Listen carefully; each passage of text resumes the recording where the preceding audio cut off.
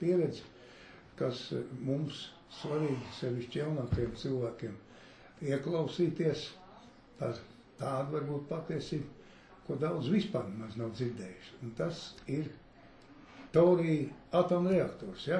Jā, jautājums ir ļoti nopietns. Es netaisos stāstīt garu lekciju par to, kas ir teorijas, kas ir urāns, visu to pārējo. Nenākšu ar cīpariem, precīziem fizikāliem termiņiem un tā tālāk. Tas viss šī gadījumā nav tik svarīgi. Svarīgi šoreiz ir tieši tas, kad tas nav noslēpums. Teorija reaktora tika palaista 80. gados. Pie tā strādāja amerikāņu atomzinātnieki. Un tur bija tāds interesants kurjos, kad militāristi deva naudu, lai attīstītu atomreaktoru priekš lidmašīnām. Un teorija reaktors ir viens no tiem, kurš atbilst vesela rinda nosacījumiem. Viņam nav augsta spiediena kaut kādi, tā kā Černobīļā, jeb Fukušīmā, zem milzīgas spiediena notiek viss tā reakcija, un tur milzīgi augstas temperatūras, un pat tādas kā Fukušīmā. Šīs ekstrēmās temperatūras rezultātā ūdens sadalījās ūdeņradī un skābeklī, un tad bija ūdeņraža skābekļa eksplozija. Un teorija reaktori strādā ar 400-500 grādu temperatūrā, un viņas tā viela ir sašķidrināta saules. Vai nu nātri vai kāli, ja kaut kāda saules, kurā ir izšķīdināts. Tā ir šķidra saules, un saules temperatūra ir kaut kur ap 400-500 grādi, kuri tad šo temperatūru tiek izmantot. Tā nav viss kaut kad tūkstošos. Viņa augstāk nevar uzkāpt aiz vienkārši iemesli, kad teorijas tādā katla dibenā ir. Jā, piedod, salīdzinām pēc metalurģijā, cik vēl vajadzēja kausēt? 1200. Apmēram, jā. 1200, 1300. Līdz ar to te iznāk, kad tas nodrošinājums tur ir tik primitīvs, ka tādā katla dibenā ir korķis ielikts, cieta kristāla korķis. Jā. Un ja viņš sasilst tik daudz, ka viņš izkūst, tad viss no turienes iztek apakšējā bunkurā, plānā kārtā, kur pārtraucās jebkura reakcija un nekas nenotiek. Pēc tam paņems sadauz viņu ar kuvaldi, sasmalcina un liek atkal iekšā. Fantastiski. Un pie tam radioaktīvie atkritumi, tāda veida, kā ir no urāna, nav, un tas sliktākais ir no militarista viedokļa, kad nerodās plutonijs. Un kā blakus produkts, jebkuram atomreaktoram ir plutonijs, kuru var izmantot atombumbās. Tātad, jebkurš atomreaktors pasaulē ir apmēram 500, nepārtraukti ražo materiālu atombumbām. Un lūk, tas ir tas iemesls, viens no iemesliem, un varbūt sākumā galvenais iemesls, ka teorija reaktori tika pateikt, tās ir tādas zinātnieka spēles, un tas nav nopietni, un tā tālāk kaut gan atklāja teorija reaktori. Es cīparos varu maldīties, es nepaņēmu tos datus līdzi, bet kaut kas 84. gadā, jo viņu atklāja Kenēdijs. Kenēdijs bija tolais prezidents, un kad tas bija, nepateikšu, bet var palapot apakaļ. Un tā skaistajā filmā, ko es redzēju, bija Kenēdijs ar visu savu cofīti atklāja reaktoru. Bet tas ir viens no brāļiem Kenēdijiem? Nē, tas ir prezidents Kenēdijs, kuru nošāva. Bet viņi nošāva 963. gada 22. novembrī. Jā, bet viņš tātad bija 93. tātad 80. gadu beigās viņš jau bija prezidents. Pareizi. Nu, pareizi. 93. viņi nošāva. 63. gada. 63. gada 22. novembrī Dallasā. 60. Jā, 60. Nu, tā tad tas bija 61. gadā jau to palaida Torija reaktoru. Nu, Ārprāts. tas palaik, jā. Tas ir vairāk nekā pusgadsimts, jā. Jā. Un tas humors bija tas, ka tieši militaristi pasūtīja priekš kuģiem, priekš lidmašīnām, un tie zinātnieki nirgājās, viņi zināja, ka tad nekas nesanāks, tas ir bleķis, jo ja vien lidmašīna nogāžās, un lidmašīna nevar nenogāzties, tad ir diezgan liela ziepes, izkaisīt visu šito te. Ar vārdsakot, tas ir no vienas puses, un otras puses, tomēr tad ir jābūt tik milzīgai lidmašīnai, un lai aizvestu atombumbu ar lidmašīnu, tas jautājums atkrita, jo bija tālās sniegšanas raķetes, un to jautājumu noņem no dienas kārtības. Bet tā kā atomreaktori jau bija palaisti urāna, tā kā šis projekts iesāk savu gaitu, tad visi tie pasaules varenie, kuri jebkurā gadījumā, un muļķīgi ir iedomāties to, kad naftas magnāti nepiedalās šī spēlē. Viņi piedalās tāpat, kaut gan tie atoma enerģija ir kaut kā viņiem konkurence, jauns enerģijas radītais. Bet visi, kam vien bija nauda, meta uz šo projektu, un visi ir iesaistīti. Var teikt, ka neviens no pasaules vareniem nevar nomazgāt savu mundieri un teikt, es šinī šmucīgajā spēlē nepiedalījos. Piedalījās jebkurš, kurš vien varēja mest šinī loterijā. Un līdz ar to parādījās pēc būtības nesen, laikam pirms kādiem 3-4 gadiem sākās šī akcija, un viņa pastiprināti veidojās ar to, kad ir divas valstis, kurām šis jautājums, viņi nav iesaistīti šī lielajā atomenerģijas biznesā, kur ir malējie, tā ir Ķīna un Indija. Un līdz ar to arī tur tiek strādāts, un otrkārt šis reaktors var būt ļoti neliela izmēra.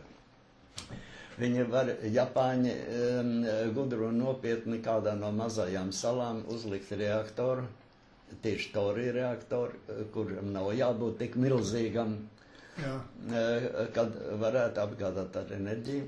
Un tas jautājums sāc kustēties, un līdz ar to šī informācija tagad gandrīz lavienveidīgi izplatās, un jebkurš no jums var tantei Googlā attaisīt toriumu un reaktoru, un jūs variet atrast visu informāciju, gan par, gan pret. Savā laikā pietika ar to, kad šī sajūsma par jauno enerģiju un jaunām iespējām un visu pārējo bija tik liela, kad uz tā fona pateikt, ka, ir jau arī kādi citi varianti, bet, viņi nav, nebija rūpnieciskas, kā saka, privātu firmu īpašumā, tā, ka tas ir atoma reaktori, visi pēc būtības ir taču firmas, kas viņas uztur, ne jau valsts. Neviens īpašumā nebija, un jebkuri no šiem, kurš iesaistīts ir urāna biznesā, jebkurā gadījumā atradīs pietiekoši daudz kompetentus, jeb ar iekaviņām kompetento zinātnieks, kur parādīs, ka tā ir utopija, tā var būt kaut kur un tā tālāk. Bet tūlīt man jāsaka otrs jautājums. Neapšaubām, kad es Torija reaktoru kā tādu nepiedzīvošu, jo man ir 92 gadi. Ja tagad pie šīs sistēmas sāk strādāt, tad, lai viņa būtu noteiktā līmenī, kondicijā, kur var fiziski sākt konkurēt ar urānu, jāpaiet vismaz vieniem 20 gadiem. Nu, 2100. Nu labi, bet ja tu saki 63. gadā jau, tad tāds Torija reaktors tā bija? Jā, palaida reaktoru, Jā. un viņš darbojās, un nu, tu ieraudzīs, atvērs to filmu, paskatīsies, Jā. ir amizanti. Nu, tas bija neliela izmēra reaktors, es nezinu, cik tur megavatu viņam bija, un Jā. tā tālāk, un tur viņi teica, un viņi palaida, un viņiem nebija ko darīt, un viņi varēja skatīties, kad enerģija nāk, un nekas nav jādara. Nu, lūk, bet viņš bija neliela izmēra, viņš bija apmēram tāds, kurš paredzēts ir lidmašīnai. Tad var iedomāties, Jā, ka jā. tas izmērs, tas reaktors varbūt tā, nu es nezinu, Tā kā tāda maza rotaļlietiņa. nu, zināmā mērā, jā, nu varbūt tie ir Nu, jā. kaut kādi 5 kubikmetri, Nu, jā, viss tas jā. katls. Un Jā. otrs variants ļoti fiks, kad viņi nav paredzējuši mainīt tos reaktorā to toriju, kad viņš ir izlietots. Jā, Bet viņi nomaina visu to katlu. jā, Jau gatavu sagatavotu visu tādā formā, lai viņš iet, un tad nomaina katlu, jā, noliek vietā. Automobīlu nomaina, un pēc tam to automobīlu ārpusē ņem un remontē un izāda un tā tālāk piepild pa jaunu un viss aiziet. Tā kā tehnoloģija bija fantastiski tāda, bija ļoti liela iespēja taisam nelieliem jā, reaktoriem, tā, nu, tā, neteiksim tā kā kaut kāda Rīgas tecis, bet varbūt arī kā Rīgas apgāda ar siltumu. jā, jā, Tā kā Salaspils, kā piemērs, kaut gan tas bija urāna, Salaspils apkārtnē iedeva tur siltumu, jo tas bija zinātniskais reaktors, kur vienkārši neitronu plūsmā varēja visu ko ievietot, un kā rezultāts bija tās milzīgās siltumnīcas, kuras pa brīvu sildīja tomātu saucēja visu. Tā kā šī sistēma ir savādāka. jā, Viņi nav salīdzināmi vienkārši ar urāna reaktoru. Tas ir pilnīgi kaut kas cits.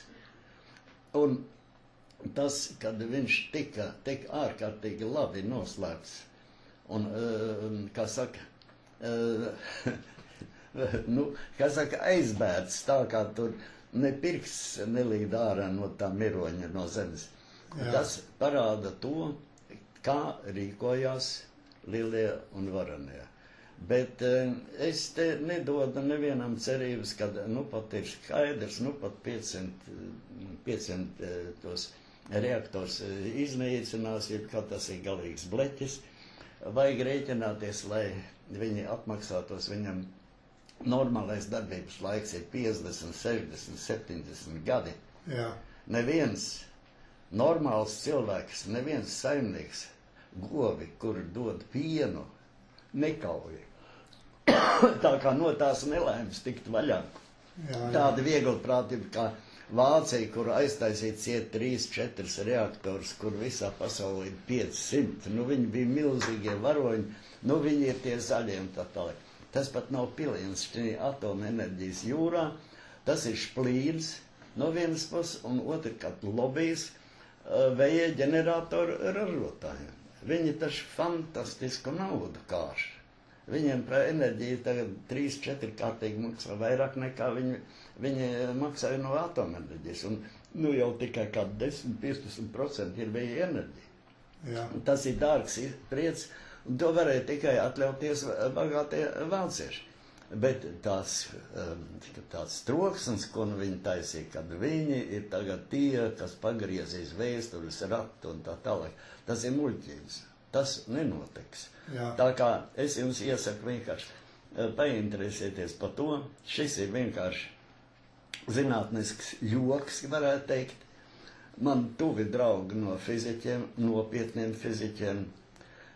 Es arī uz Ameriku aizrakstīju savu brāļa, varētu teikt, nelaiķa brāļa bijušam skolniekam, ko viņš domā par toriju, viņš man atbildēja. Es esmu teorētiķis un Glulo un visā tādā speciālāte. Viņš teica, zini ko, jā, kaut ko es esmu dzirdējis, bet tas ir tik tālu no mana redzesloka, tas nav man. Un tas ir tas fantastiskākais, ka tieši to vidē, teorētiķi, praktiķi vidē, kuri jēdz kaut ko. Nu, es tomēr 15 gadus nostrādāju šimī atomenerģijas komitejas pētniecības institūtā. Cik nu man ir dzīvi draugi, es visus apzvanīju un viņiem prasīju, ko tu zini par toriju. Jā. Visi atbildēja, neko. Jā. Tātad es jūs gribu vienkārši kā ļoti interesantu patiesību, kā pasaules varenie spējīgi ir noslēpt no mums patiesību. Un kā viss izskatās, ja vien ir pacietība, ja vien ir vēlēšanās, tad šādas cūcības notiek katru dienu. Ne jau tādā mērogā viņš notiek arī mums šodien, un rīt notiks un parīt notiks. Tātad novēlu jums ziņkāras pilnu pieeju un palapojiet Googlā, tante Google viss jums pastāstīs, un tur jūs varēsiet slavināšanas rakstus, un varēsiet arī atrast tos, kur saka, nu jā, tas jau var būt, bet nu tā ir fantāzija un tāds nav. Un domājiet paši, un skatieties paši, un dzīve tomēr ir interesanti, ja kaut ko dzird jaunu. To ar jums novēlu.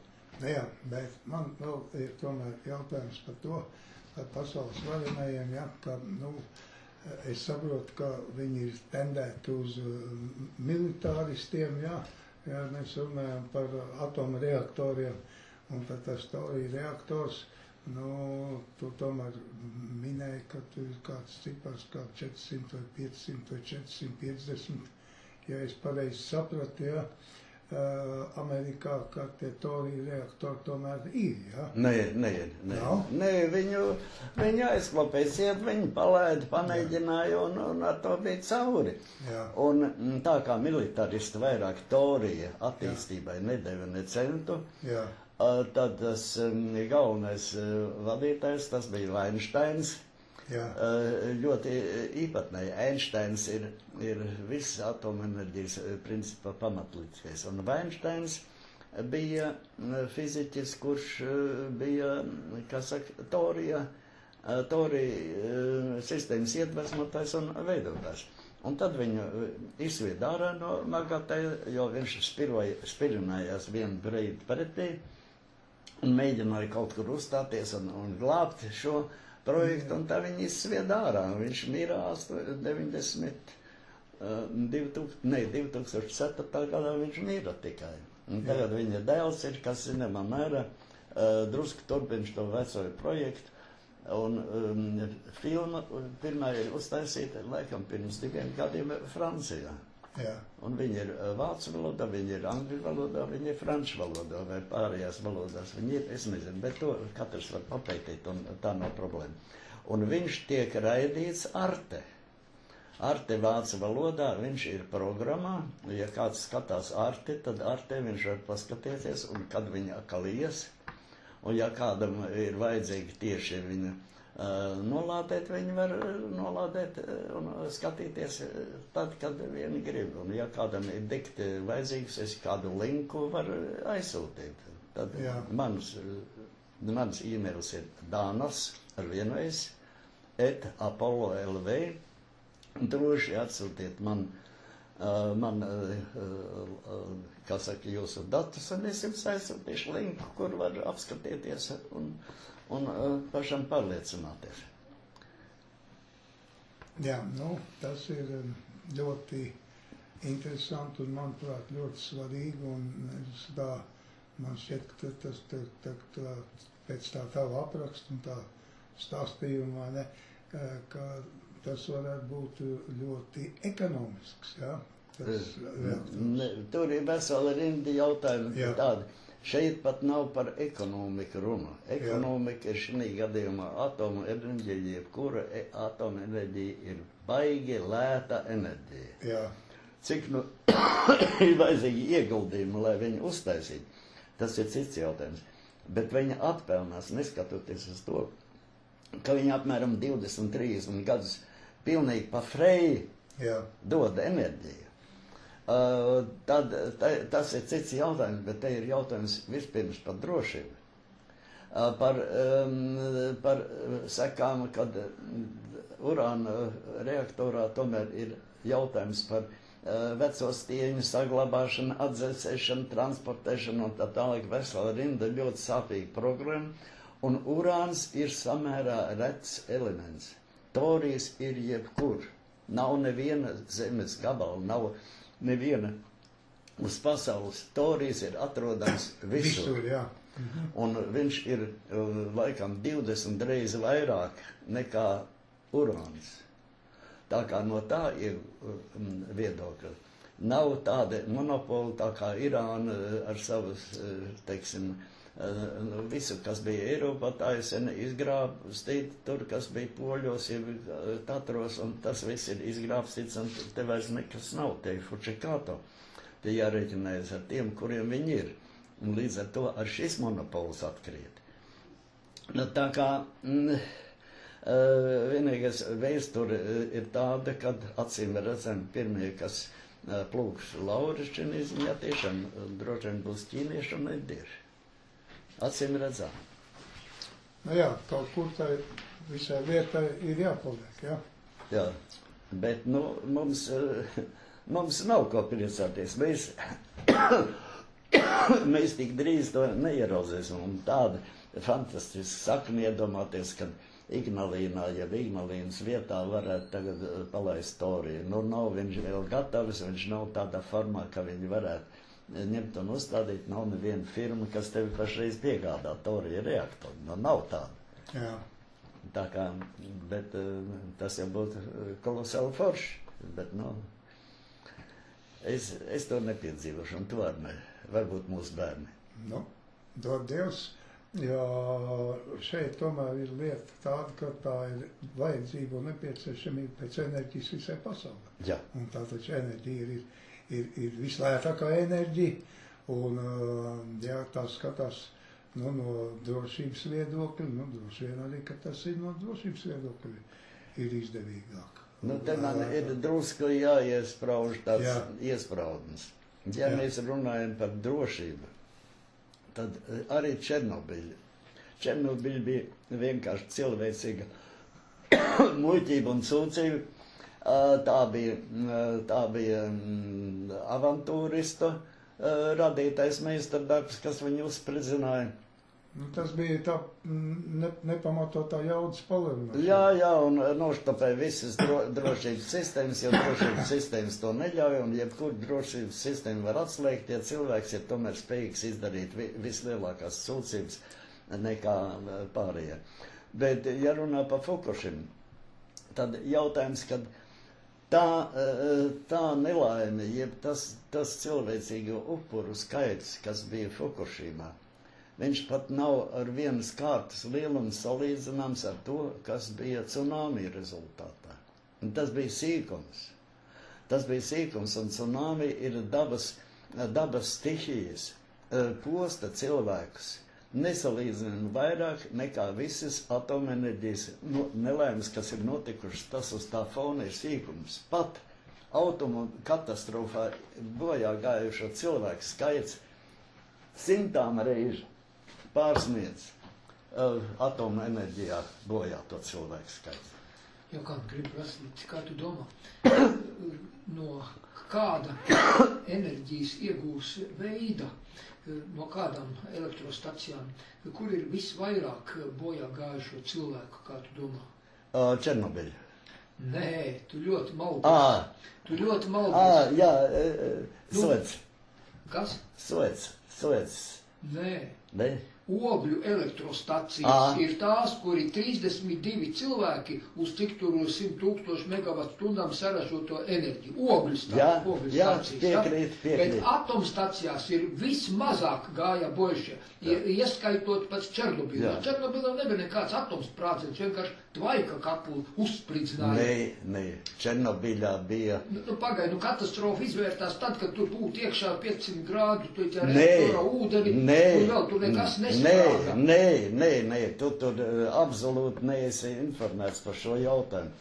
Bija tas, kad aizgāja, kā saka, atoma reakcija kļuva nekontrolējama, jo atoma reaktorā ir jānoņem enerģija nost, ja tu nenoņem enerģiju, viņš pārkarst un viņš sasniegt temperatūru līdz 1 grādiem. Tā bija vienkārši visa tā masa. Viss urāns, viss pārējais iztvaikoja vecīt. Tur bija temperatūra sasniedz pāris 1000 grādus. Tā ir šī lieta, kur Černobiļa un Japānā, Japānā bija nelaime tā, ka dzēsēšanas sistēma aizgāja, un tad sadalījās ūdens skābeklī un ūdeņi radīja, un tā bija šis sprādziens. Tā ir pilnīgi sit, bet Černobiļā tas bija pēc būtības nevis atomu sprādziens, kur izdalās radioaktīvā masa tādā, bet viņš bija iztvaikoja, metāls iztvaikoja vecīt, un tas izgāja gaisā, un tā nelaime ir tā, ka netika cilvēki brīdināt par to, kad viņi var darīt visu, ko ēst sēnes, augļus, gaļu un tā tālāk, viņi nedrīkst nekādā gadījumā vārīt no zāles ēdēt dzīvniekiem buljonu. Jo tā ir ceizijas. Ceizijas ieiet dzīvnieku kaulos. To nevienam neteica un nedrīkstēja. Es biju konferencē, tiešām man tas vēlreiz jāizstāda, atomenerģijas konferencē Vīnē 90. gadā, kur man prasīja, ko tad jūs domām ir jādara. Es teicu, mēs varam dot medniekus, dodiet mums šito te, kā saka, šķidrās citilāta mērīšanas iekārti, mēs nogalināsim tos dzīvniekus un kaulus pārbaudīsim uz ceiziju saturu. Viņi teica, jā, nu labi, to vēl varētu darīt. Cik maksā tas šķidrāts citilāts? Es teicu, apmēram $10,000. Mums tikai viens ir eksperimentālās medicīnas institūtā, tas ir medicīnai, to nevar dabūt, tā ir medicīna. Ok. Nu labi, dabūsim tagad, iedosim jūs tos cintilātoru, jūs norganizēsiet grupu, zinātnieks un tā tālāk. Un ko tad jūs varēsiet, kā konstatēsiet, kad visi lopiņi ir saindēti, kā saka, viņiem ir ceizijas, es saku, viņi ir jāiznīcina. Nu, kā jūs viņus domājat iznīcināt? Es teicu, tāpat kā radioaktīvos atkritumus. Jā. Bet cik to dzīvnieku ir? Es teicu, varbūt 100,000. Jā. Nu, tas ir, ko, jā, ko jūs tur, tas taču nav nopietni. Un tā tas jautājums tika toreiz risināt. Černobiļa ir pats par sevi tik liels sūdzīgs gājiens, kad tieši atomenerģijas komisija noslēpa to faktisko un teica, ka nedrīkstēs tur sēnes un kaut ko tam līdzīgi, viss tās muļķības, ko Gvelze, bet to neviens vārds nekur netika minēts par to, kad notiek ķēde ceizijas ceizijas zālē, dzīvnieks noiet to zāli un tas paliek viņam kaulos. Viss. Jā. Tā ir viena no tām lietām, bet neaskatoties uz to, kā jau kolēģis teica, ogles ir vēl nāvīgāks nekā Černobiļa. Tur es viņam piekrītu, un līdz ar to šī spēle ir par divām lietām. Viena lieta konkurenti, kur ir zaļās enerģijas, tāpat kā mūsu bāliņi, kuri uztais uz mazām upēm hidrostacijas, par to saņem milzīga nauda, par to saražot enerģiju. sacūka mazās upes līdz nepazīšanai, un viņi mierīgi dzīvo sanī tāpat kā mūsu vējinieki, saņem pa savu elektrību 3 reizes vairāk, un viņam tas ir biznes, un parādījās uz šīs Černobiļas fona, parādījās konkurējošā biznesa iespējas.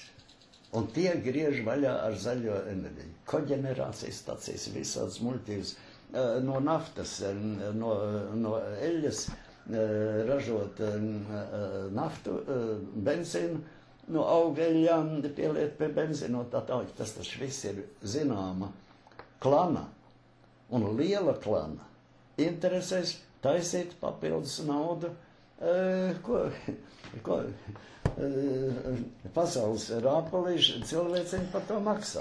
Bet es negribu šīs dienas noskaņa, zinātniskās fantastikas noskaņa, negribu galīgi sabojāt par to, bet tā jau viņš ir, kad par to var runāt pārāk daudz, un tas ir, nu jā, jo vēl jau ir ne jau tikai tie, bet te es gribētu tad tomēr iziet uz to, pa ko es tev runāju. Jā. Mēs vienu lietu neaptveram. Mēs meklējam mūžīgi vainīgo. Vainīgie tie ir Amerikas baņķieri, varbūt tie ir žīdi, varbūt tie ir arābi, varbūt tie ir ķīnieši, varbūt tie ir tie. Mēs meklējam kaut kādu vienu grupu, kur ir atbildīgi par to, ka pasaules cilvēki tiek nepārtraukti izvaroti, iznīcināti, sarīdīti viens otru slepkavot, un viss tas pārējais, mēs ar to domājam vienu. Tad, diemžēl, man ir atkal jāpievēršas tam, kad neiesiet slinki, un tomēr palasiet Špengleru. Un Špenglers visu šo cilvēces attīstību ir tik ārkārtīgi labi aprakstījis, sākot pat no pirmcilvēkiem līdz Pirmam pasaules karam, kurš vienkārši ir parādījis to, kur es varbūt formulēšu viņu savādāk. Eksistē kaut kas tāds, ko sauc par kolektīvo saprātu. Kolektīvo saprātu mēs redzam ikdienas bišu stropā, skudru pūzmī un lielas populācijas, kurām ir pat nedaudz saprāts salīdzinot ar cilvēku. Viņiem ir kopējais, instinktīvais kopējais grupas saprāts. Un šis grupas saprāts un šis kopējais lielais naidinieks nav visi vieni vai otri vai trešie vai ceturtie. Jo mums ir polāras grupas, ka varētu teikt, ka ir kādi 3-4 tādi centri, kur cenšas pasaulē būt paši galvenie. Bet viņiem kopā šiem 3-4 ir kolektīvais saprāts, lai viņu savstarpības spēles viņiem pašiem būtu izdevīgi. Tur jau tas fantastiskākais. Un līdz ar to šī situācija ir, diemžēl, ieslēgta pašā cilvēka, ja populācijas attīstības principā. Pirmais princips, lai viena populācija izdzīvot, viņi dzīvo uz citas populācijas rēķina. Ja viņiem ir konkurējuši tāda paša veida būtnes, tad viņi savstarpēji viens otru apkaro. Un arī tas ir lielās dabas kopējā doma. Tu saproti, es viņu redzu to, ka tā ir kopējais lielā mēroga kopējais saprāts, kas eksistē visās domājošās un nedomājošās būtnēs. Viņš ir savā veidā, viņam ir savi likumi, savi nosacījumi, un tas ir pirmais nosacījums – piedzimt, attīstīties, sasniegt savu briedumu un pēc tam iet bojā. Tā kā arī cilvēcei, man šķiet, arī neapšaubam, arī šis liktenis ir, un mēs esam tikai liecinieki vienam mazam posmam, bet šī posmā ir tik daudz pierādījumu tam, ka neviens nevar cilvēks tā iznīcināt, neviens tsunami, neviens, kas ir lielais, ja mazais ledus laikmets un tas palēs, tie visi ir štruns pēc to, ko cilvēki paši var sevi izdarīt. Nu, tas varbūt ir tāds varbūt filozofisks nogājums, bet tas ir vērtīgi par to domāt, lai mēs nekoncentrētos muļķīgi viena virzienā un domāt, tas ir tas vainīgais. Ja mēs tagad domājam, ka mums Latvijā ievēlēs jaunu prezidentu, tad viss mainīsies. Latvijā ir kolektīvais saprāts, un šis kolektīvais saprāts stāv pāri visiem partiju, demokrātiskiem, nedemokratiskiem vienam. Tā ir mūsu kopējā tautas veida doma, kura risina savas problēmas pati bez mūsu piedalīšanās. Un tā viņš ir. Bet tas nenozīmē, ka nevajag skatīties, nevajag mēģināt atrast jebkurai lietai jēgu un jebkurai lietai patiesību ir vērts meklēt, jo dzīve no tā kļūst tikai skaisti, ja mēs meklējam patiesību. Jā, nu un tāpēc es, Johan, tev gribu teikt paldies, tātad paldies Johanam Danasam par šīm vērtīgām domām, idejām un pārdomām, un domāsim visi kopā. Un ne tikai domāsim, bet arī rīkosimies. To es gribētu aicināt, jā. Saprātīgi rīkosimies. Jā, mēģināsim būt ar šī kolektīvā saprāta viena daļa, un jebkura mūsu darbība atbalstojas visini šī trakā sistēmā, jebkura cilvēka mūža sniegumu kaut kādā virzienā kustina šo kopējo ainu. Tā viņš ir. Jā. Paldies, un tādā līdzdomātāja lomā arī bija Ints Heidemans, un man bija ļoti patīkami tev, Johanam Danasam, klausīties viss šīs domas un šīs idejas, un tātad turpināsim, šīs lietas turpināsim, paldies, un uz redzēšanos atkal mūsu turpmākajos raidījumos. Visu to labāko mums, un tātad mūsu raidījums skan katru pirmdienu 10:10 ar atkārtojumu nākošajā pirmdienā 16:00. Visu to labāko jums un labu dzirdamību. Paldies!